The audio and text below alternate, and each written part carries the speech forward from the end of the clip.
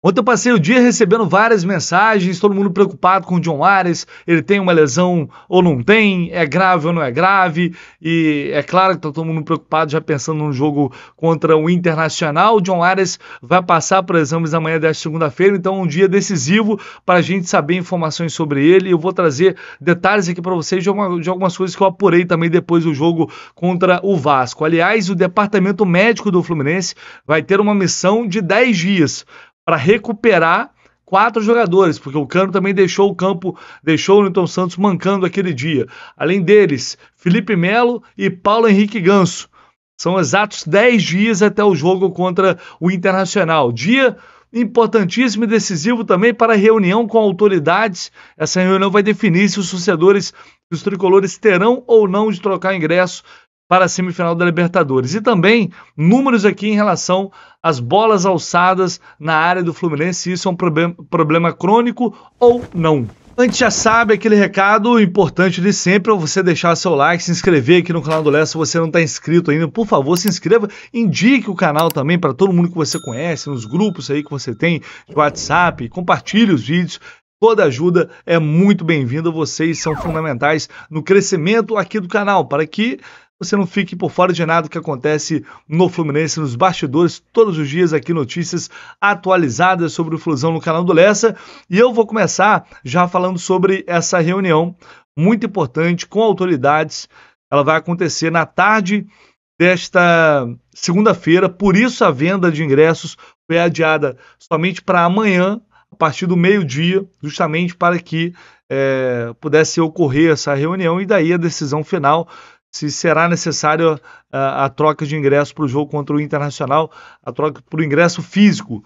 A gente já discutiu aqui, a gente já falou, é um absurdo, é incompreensível, não tem cabimento, não tem fundamento, porque o Fluminense vem operando dessa forma há muito tempo. Todos os jogos na Libertadores foram jogos de alta demanda e todos correram muito bem dessa maneira. Não é um pedido somente da Polícia Militar, é um pedido também do Ministério Público, o que torna para mim a situação ainda mais absurda, porque a Polícia Militar, o BEP, sempre foi a favor em jogos desse tamanho da troca pelo ingresso físico. Só que isso não tem o menor cabimento, porque hoje, com o QR Code dinâmico, não dá para o cara simplesmente tirar um print e chegar na catraca. E tem as pessoas já no perímetro de isolamento, as pessoas com o aparelho para reconhecer o QR Code. Então, esse risco que supostamente existe, apontado pelas autoridades, ano passado, esse foi o principal problema. O Fluminense não conseguiu reverter a situação contra o Corinthians e aí o que a gente viu foi confusão, foi fila, foi, enfim, um desgaste imenso, completamente desnecessário. Então, nessa reunião, o Fluminense vai tentar mostrar para as autoridades que dá para operar o jogo tranquilamente com o e-ticket, com a carteirinha de sócio, que não tem a necessidade de fazer o torcedor passar por esse processo extremamente irritante, desgastante, principalmente para quem trabalha até tarde, não tem tempo para ficar em fila, trocar ingresso sem necessidade nenhuma. Enfim, tomara que dê certo. Ao longo do dia eu vou voltar aqui para trazer informações detalhadas sobre isso já com a decisão final. Vou deixar aqui na descrição do vídeo o link da Mais Ágil, que é uma parceira aqui do canal do Lessa, já parceira de longa data, muito importante.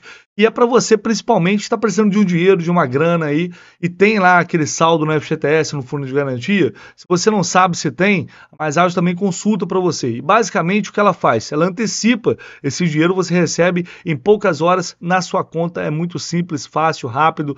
Pouca burocracia, só você entrar em contato aqui através deste link, vai ter uma equipe lá pronta para te atender e te ajudar nesse processo. Vamos lá, galera, falando sobre a situação do departamento médico tricolor, que vai ter uma missão muito importante nessa semana. São exatos 10 dias daqui até a semifinal contra o Internacional. E a gente tem a grande preocupação de momento, é John Ares. Ele vai passar por exames amanhã desta segunda-feira. O que eu apurei depois do jogo foi que os médicos ficaram aliviados com o que viram no vestiário. Porque o Ares, até falei isso no vídeo de ontem, ele é um pouco apavorado, é um pouco assustado, e aí às vezes parece que é algo pior do que realmente é. Tomara que seja o caso.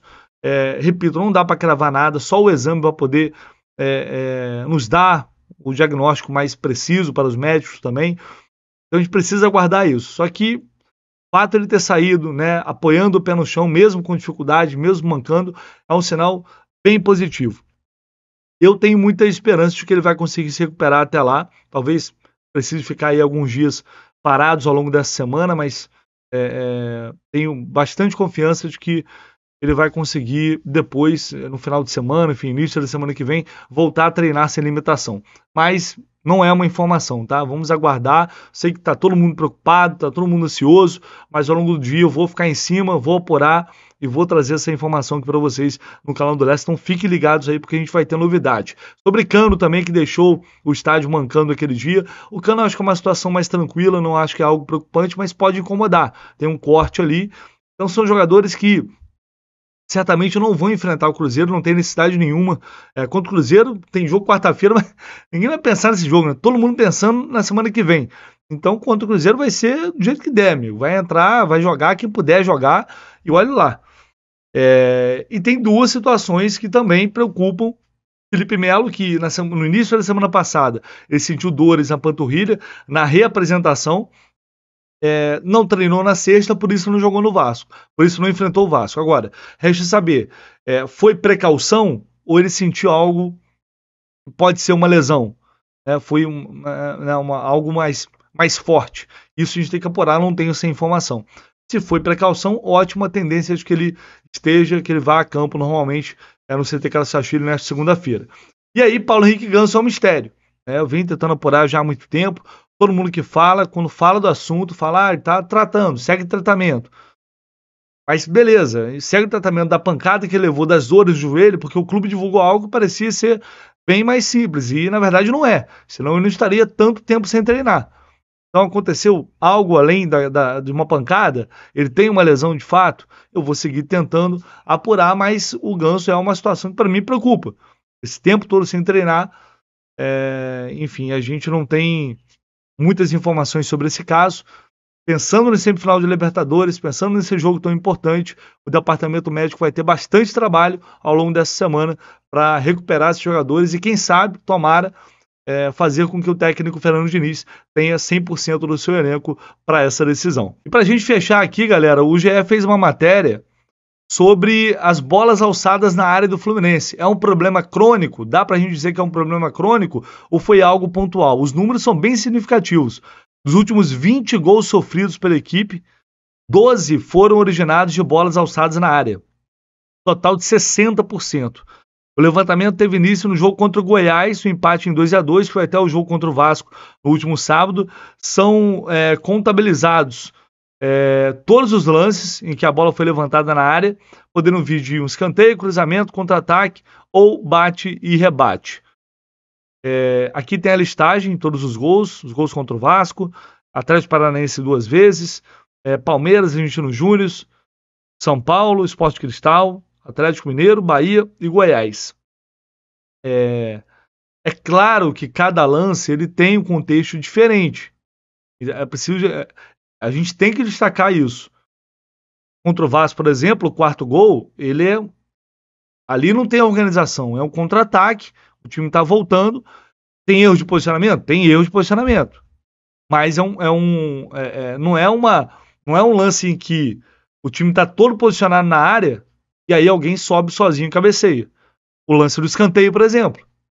Até o primeiro gol, onde o Fluminense tinha superioridade na área e mesmo assim acabou levando aquele gol de cabeça. Então a gente tem que analisar caso a caso para saber se de fato isso é algo a se preocupar. Pelos números, sim.